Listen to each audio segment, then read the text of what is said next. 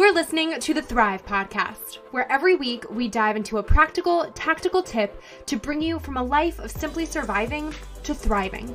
It's personal development for the everyday girl who is done with coasting through her days, done with feeling like she's missing out on the deeper meaning of her own life, and done with mediocrity once and for all.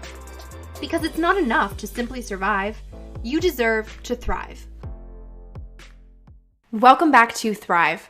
I had goosebumps recording today's episode with my new friend, Nyla. It is a powerful one. Nyla is a health and life coach who specializes in intuitive eating and body image improvement, all from a Christian perspective. I want to give a brief trigger warning as this episode does discuss sensitive topics like eating disorders, as Nyla herself did struggle with one for years. While Nyla shares so much incredible insight and shares a story of recovery and hope, feel free to listen to a different episode of Thrive if you're feeling a bit more sensitive to the topic today. But if you're able, I hope you tune in to this conversation and find hope. Nyla is so honest, raw, real, and godly, and we talk about everything from intuitive eating and following cravings to body image and what the Bible's got to say about it, even how to help a struggling friend. So stay tuned through this conversation. Drop it 5 stars if you like what you're listening to. And without further ado, welcome Nyla. Thank you for having me on the podcast. This is awesome. This is so fun. Yeah, I'm so happy that you reached out and connected because I think that you do such cool, holy work. I mean, you are a certified health and life coach and you specialize in intuitive eating and body image improvement, but with a Christian perspective, which I think is awesome. So tell us more about that, what that means, what you do, and maybe how it's different than other health or life coaches' work. Yeah, so I'm the founder of Nutrition with Nyla, and I coach women over the phone worldwide. So I have people all over, I'm in Canada, so they're not just Canadian. There are lots of, most of my clients are actually in America. And yeah, over the phone, I just coach them how to improve their body image and also how to find just this like free and flexible relationship with food and fitness. So it's not consuming their life, it's enhancing their life. And yeah, I'm a Christian, so I do it from a Christian perspective. And I was just telling a client yesterday, I'm like, God is your coach. Like I'm prayerfully planning these sessions. And like, if you're helped, it's like, give him glory. And cause he's like, I'm inviting him into all these sessions and just he knows what they need to hear to find freedom in different areas. And so I couldn't do it without God because he gives me the words that people need to hear to experience that freedom. And it's just so close to my heart because as a teenager and a university student, I had an eating disorder and I also was addicted to exercise, which is a thing. And I have experienced so much freedom from working with a coach myself.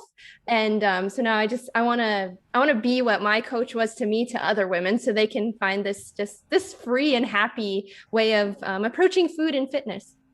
That's awesome. Would you mind sharing a little bit more about what you went through in case any listeners are similarly struggling? Yeah, like I feel like my body image struggles, they started actually in grade 3, which is so young, and just I was a bigger girl compared to all the other girls in my class. And yeah, the boys were calling me names like you're fat and all these different things. And I hated people looking at me with this look of disgust. And I was like, I'm never gonna have people look at my body that way. And I was equating like smaller bodies with more love. So even as a grade 3 student, I'm like, I'm going to do something about this. And then it slowly turned into a full-blown eating disorder, anorexia. And I lost a lot of weight. By the time I was like in grade 8, I lost like so much weight very quickly. And like I said, it wasn't just like in grade 3, all of a sudden I had an eating disorder. Those warped thoughts about body and love being equated to your body size started getting implanted. And by grade 8, though, it was like a full-blown eating disorder. And I thought like I was better and more lovable if I ate like a bird. Like the less I ate, the better. And I remember like in grade 8, like moving my feet on the floor and shuffling papers so no one would hear my growling stomach. And I felt so good if I only ate like a tiny yogurt for breakfast and like just a little bit of this for lunch. And then I did go to Christian counseling and I got some help. But then my body started changing because I was fueling it better. And so I started exercising just to deal with those body changes. But then it just became I would exercise like once a day, which is fine. And then I would exercise an hour a day, which is still okay if you're doing it for joyful reasons. But then it became like 2 hours a day, 3 hours a day, 5 hours a day. And I was just so irritable if I couldn't get a crazy hard, long workout in. And it was just, yeah, it was an idol. And I would choose like time at the gym, 2 hours at the gym over time in the Bible. And it really showed. My spiritual health was very low, and it showed. And yeah, there's so many different directions I could go with that. But honestly, I was so consumed with being the smallest I could be because I thought I would be more loved and more valuable to society. And that's just so warped of thinking. So yeah, if you have any more questions, I can answer them specifically, but it was just like a mess, and it was not a happy life. Yeah, well, thank you for sharing all of that in detail like that too. How are you today?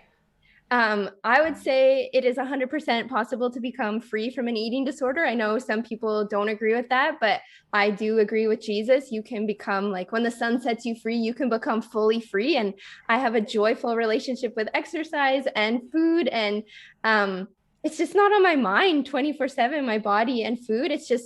It's something that I do to take care of my body, but it's not consuming my thought life. And I can actually be present with my husband, or enjoy hobbies, or spend time in the Word even before I've got a workout in. I can take rest days now. I didn't take a rest day for 2 decades actually, because I was afraid of rest days. And so it's black and white from what it was, and that's possible for anybody.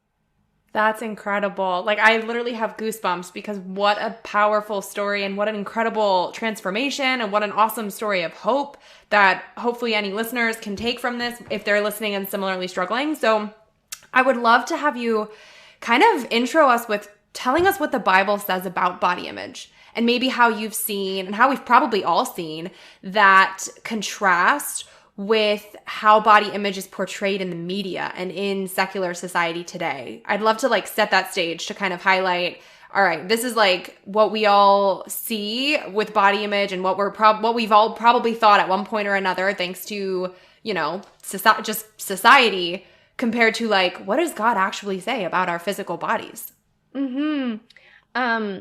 I love like John 3:16. Everybody, most Christians, that's one that you memorize first, like for God to love the world. And it doesn't have anything about our appearance in there. It just says for God to love the world. It doesn't say he loved the world because they were a size 2, or because they had a 6-pack, or because they worked out XYZ amount of times a week. It's not tied to our appearance at all. But diet culture, it really, really tells us that, yeah, if you have to look a certain way to be beautiful, you have to look a certain way and stay that way if you want to be loved. But the Bible doesn't tie our appearance or our productivity or like anything to God's love, because his love is unconditional. And if it had conditions attached, it wouldn't really be true love. And I love the verse, I don't know where it's found, Psalm 139, I think, where it says like, you're fearfully and wonderfully made. It says you are fearfully and wonderfully made. And that would mean like present tense, like you are in the current body size and shape you have now. And I think we think, yeah, we need to change our bodies and then we'll be loved. But it's like, no, you're loved right now. And I think it's powerful to realize, though, like some people won't love you because of your body shape, but that says so much about their character. And we need to choose to see ourselves through the eyes of God, and knowing like he loves us no matter what we look like. And but there is power in just acknowledging like there are jerks in the world, and some of them will be like, you're too big. I don't like that look. Like, I don't love you. And that's just, you don't want those people in your life, because they're jerks, and they wouldn't be like a good companion in life anyway. So yeah, does that kind of answer your question? Totally. It's so good. Also crazy timing, because I was literally just listening to it was kind of like a sermon or just a YouTube video that a girl was doing, and she mentioned that verse exactly. You are fearfully and wonderfully made, and how we all kind of have heard it at one point or another. Everybody knows it.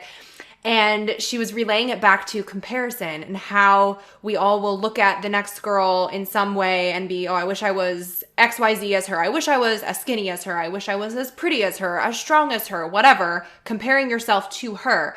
And she was talking about how when God created the world, he just looked at everything and said, it is good. Like, I created giraffes. They are good. The ocean, it is good. This is good. You are good.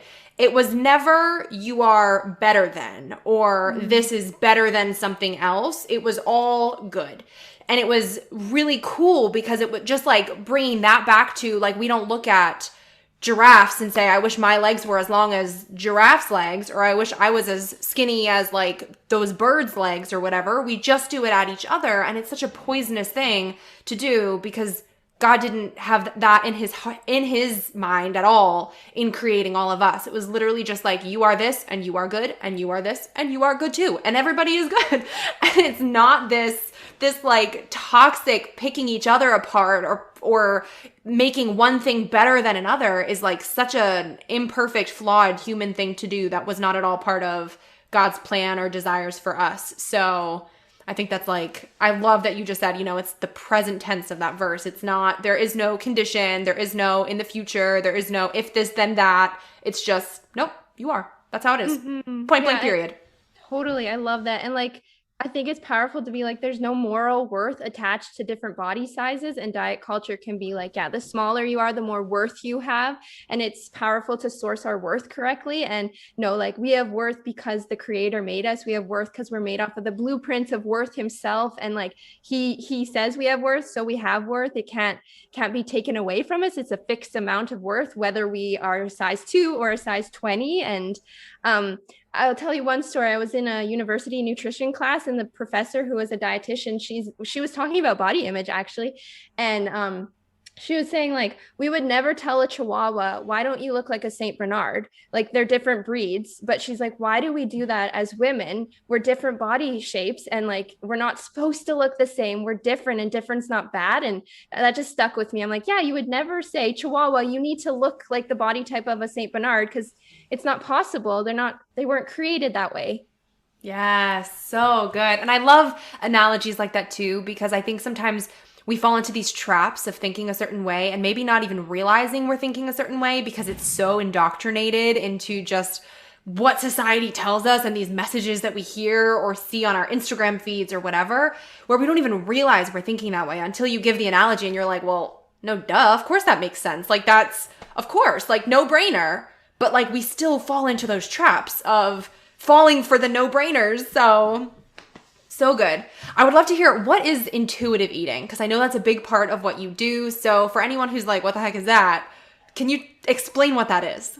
Yeah, it's not a diet. I'll lead with that. It's not a diet. It's kind of the opposite of a diet. It was made by 2 dietitians about 25 years ago, and there's lots of studies done on it, showing that it works and long-term it works. And there's 10 principles in it. And it's a tool to heal your relationship with food and get you to what they call your set point weight. And your set point weight is the weight that is, it's just your unique happy weight that feels good for you. It's easy for you to maintain when you're honoring body cues.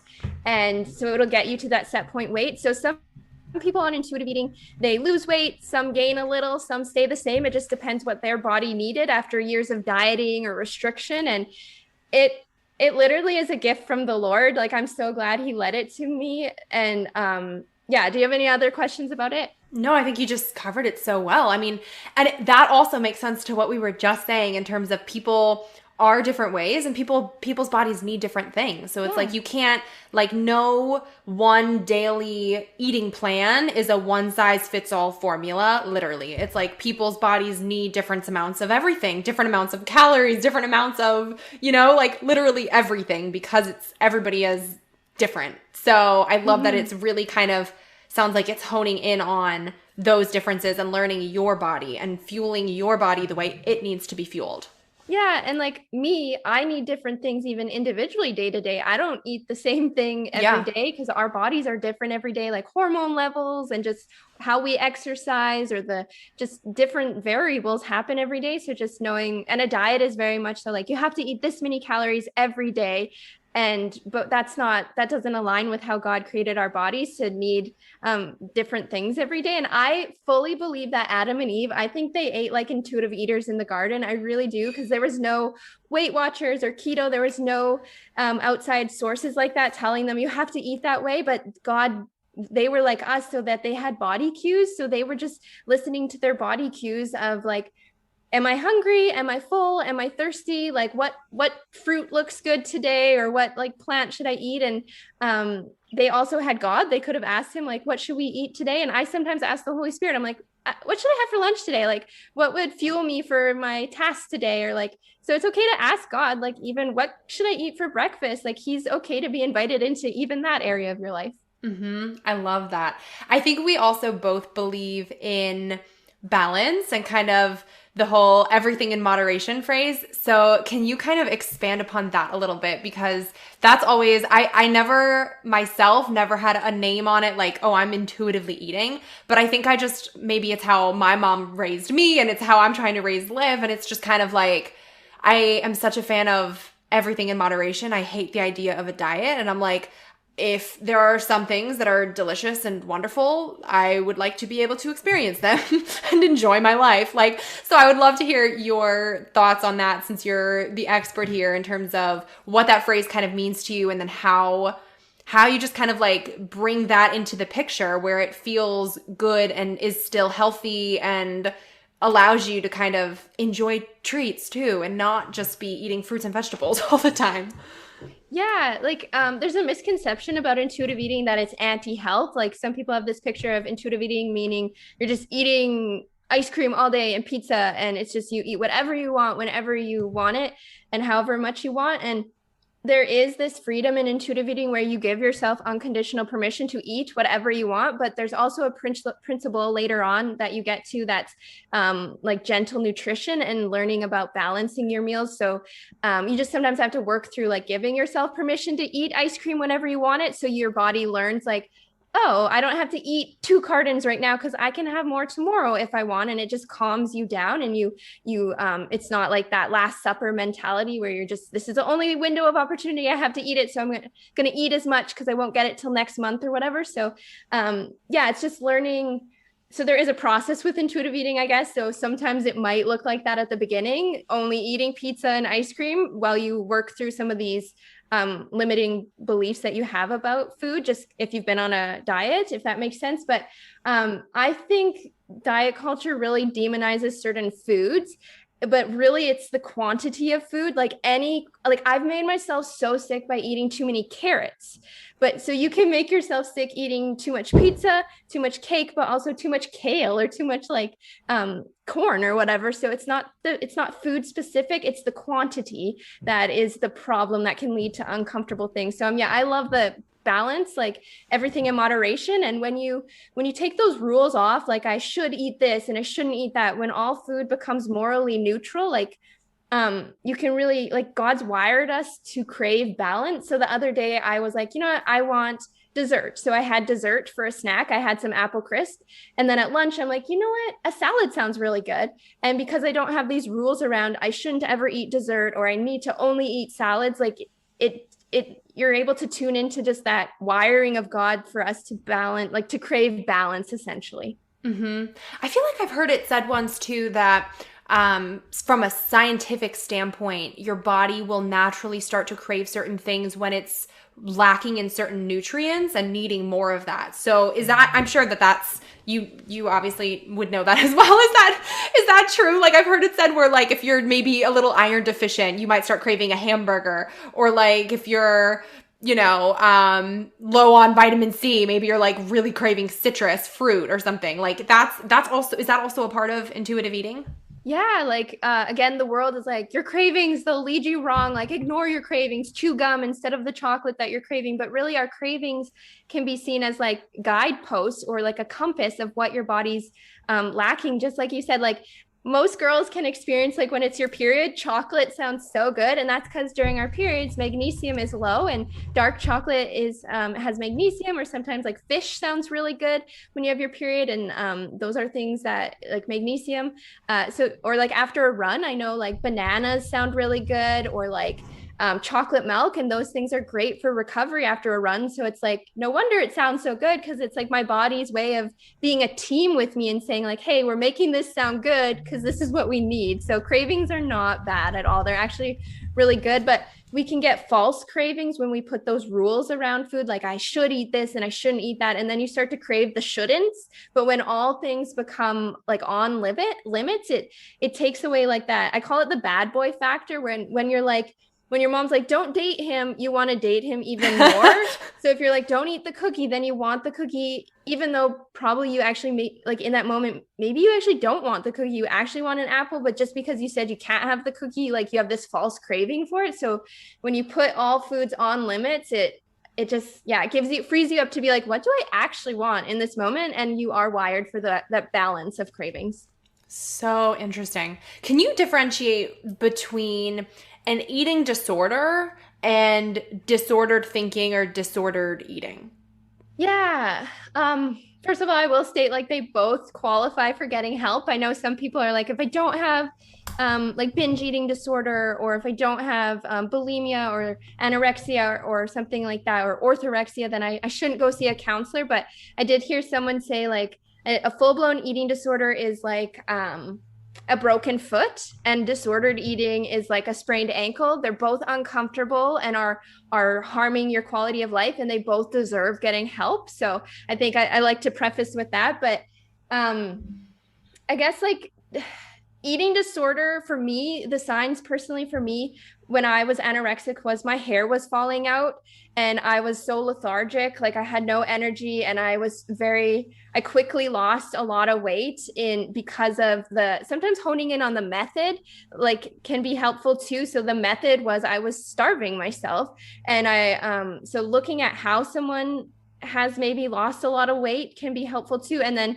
the physical signs, like my period, I lost my period for a while because a period isn't essential for life. So when I wasn't feeding my body nutrients, it was like, okay, we're going to ditch the period because we need to like really be stingy about where we're giving these nutrients, because she's not giving us very much. So yeah, sometimes those are hard to see though if you're not the actual person, because you maybe don't see all the hair loss in the shower, or you don't know that they don't have their period. And but disordered, then so I've experienced both. Like I had the full-blown eating disorder, and then when it became when I got a lot better, and I wouldn't say I had an active eating disorder anymore, but I still had disordered thoughts, it was still consuming my life, and exercise and food were not enhancing my life, they were hindering them. And I was making decisions out of fear. Food and exercise choices were fear-based and not joy-based, and they were not flexible, they were rigid. And I guess I would say it can be disordered eating, and maybe not always a eating disorder when it's, well, eating disorder can be this too, but just look at how your relationship with food is affecting your human relationships, and that, I think that will help you. But yeah, the physical symptoms I think really indicate an eating disorder, but I'm sure there's a lot more other ones too, but that might give you a taste. Yeah. So then building off of that, if that I think gives people a really good indicator of, looking inwardly, what am I struggling with? Where might I be at? If someone listening sees their girlfriend going through something where they think, okay, I'm concerned. Like, I think that she might not be treating her body in the best way, or might not have the best body image herself. Do you have any tips for navigating that conversation and kind of approaching your friend in like the most loving, healthy way to try to help her? Or is that something that is possible? How can anyone listening try to take a step and provide help if she sees that, oh no, we need it? Yeah, like I had people come to me when I was struggling with anorexia, and they did say they were concerned, but I got angry because I thought that if I went and got help, like I did realize something was wrong, but I thought getting help meant gaining 500 pounds, and I was still equating like a bigger body with less worth, less love. And so I didn't want to hear it. I fought back. I was cruel. So I think pray about it, I guess, and say like, give me the words, Holy Spirit, and tell me the right timing. And like, am I the one to do it, or do you want me to talk to someone else to talk to them? Just invite him into that. But if you're feeling the go ahead, I would honestly just do it very like compassion based, like, hey, I love you and I'm worried about you. I want you to have a long and satisfying life. And I see these harmful things that you're doing. Like, do you want to talk about it? Like, what's going on? Just go, not to judge or to condemn, but just to listen and to understand and shower with them with love. But they also have to be ready for healing. Like, I fought people, I pushed back. I'm like, no, like, you're just jealous, or like I was just so cruel to them. But when I finally got to that lowest point in my life, and I'm like, if something doesn't change, I'm going to be anorexic still at 70. Like, something needs to change. For something to change, I need to get help. In that moment, then I was ready for help. So they have to want the help. You can't force help or recovery on someone, which is really hard. But if they're not ready to hear it, you can keep praying for them, that they would be softened, that they would see their situation for what it is, and they would realize that they want to change. And so yeah, does that make Yeah. sense? Yeah, totally. I would love to hear your take too on how looks can be deceiving. Because I think oftentimes in the media, it's portrayed that the heavier set girl is the girl with the problem. But we know so well that the skinny girl might very well have a problem too behind the scenes, whether that's a disorder or maybe the inability to healthily gain weight or muscle that causes other unhealthy habits. Like there's just so much that's not like, one is like what we were saying earlier, one is not better than the other. So, but I would love to hear your take on kind of how you think about that too, in terms of looks being deceiving in terms of someone's health. Yeah, health, it doesn't have a specific look. You can't look at someone and know if they're healthy or not. I feel like in extreme cases, you might be able to tell, like, if someone is very rail thin, like, and but like, you still have to know the why. But like, if someone is 500 pounds, they're most likely not very healthy. But if they're also 70 pounds and an adult, you might be like, I think something's going on. But for the general cases, like those in between, you can't tell by looking at someone. You'd have to stalk them for like a month and be like, you'd have to be like, what? Because health is holistic, and diet culture is like, no, it's only what you eat and how you move your body. But it's your spiritual health. Like, what's your relationship with God? Or like, what's your mental health? Like, what's your self-care practices like? What's your social life like? Is it healthy? What's your relationship with rest? And so you can't just know those things by looking at someone and being like, they're at the gym and they're this size, so they're probably healthy. You gotta like watch their habits over time. Like, health is the sum of our behaviors over time. It's not like, oh, you're healthy because you're eating a salad. It's like, no, you become healthy over time by doing healthy things over time. But yeah, does that make sense? Yeah. Yeah, no, that's perfect.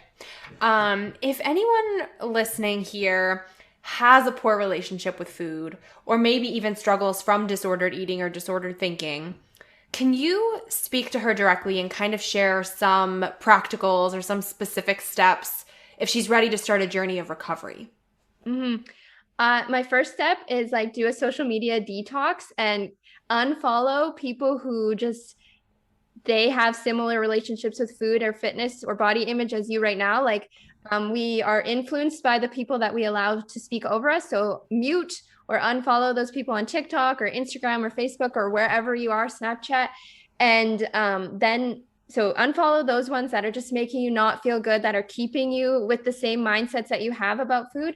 And then I want you to find people who have a balanced and a freedom-based approach to food, and intentionally check in with them and allow them to speak over you. And it's really powerful. And you'll see, once you follow like intuitive eating accounts and positive body image accounts, that'll become your new normal, and it will affect your thinking. So allow them to speak over you.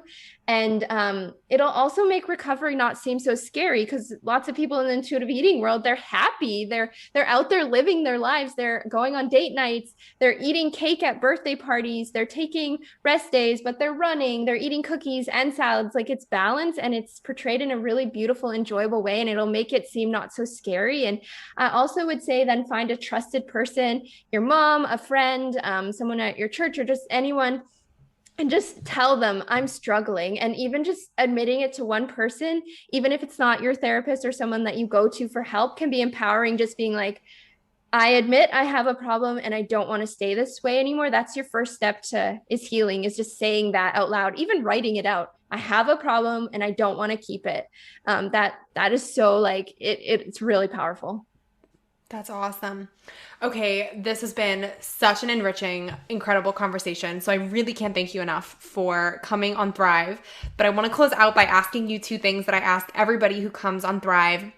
And that is, what does thrive mean to you? And how do you strive to thrive in your everyday life? I think like because I'm an intuitive eating coach, I think thriving, I think it's very intuitive and individual what that means. And I guess that's why your guests have different answers. But I think thriving looks different each day. Sometimes to me, thriving means I'm not feeling well, so I'm going to work from the couch today, watch more Netflix, maybe take a rest day from a workout. And then sometimes thriving for me is going for a long run. And like it just looks different each day depending on what looks like self-care that day for my body. And so I guess, yeah, how I do that each day is I thrive by doing body scans. I mentally scan my body. I'm like, hey, what's up today? How are you feeling? Like, what do you need? How can I take care of you and make you feel the way you want to feel today? Like, what are your unique needs today? So we can thrive and not, like you say, not just survive, but thrive. So I think that's how I'd answer that question. So good. Well, thank you so much, Nyla. Tell everyone where they can find you online, especially if girls want to connect with you further and explore your coaching, your nutrition programs, all of that. Yeah, I hang out mostly on Instagram, so you can find me on the handle Nutrition with Nyla.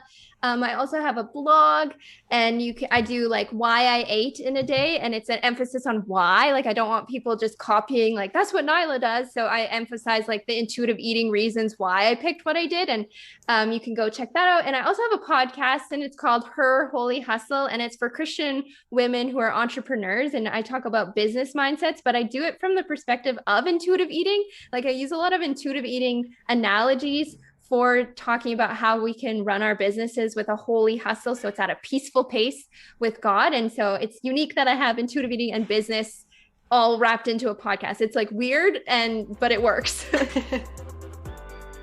Wait, before you go, make sure you're subscribed to never miss an episode of Thrive. Drop 5 stars on your way out if you like what you just listened to, and come join the party on Instagram at thrive.podcast to stay inspired and thriving all week long.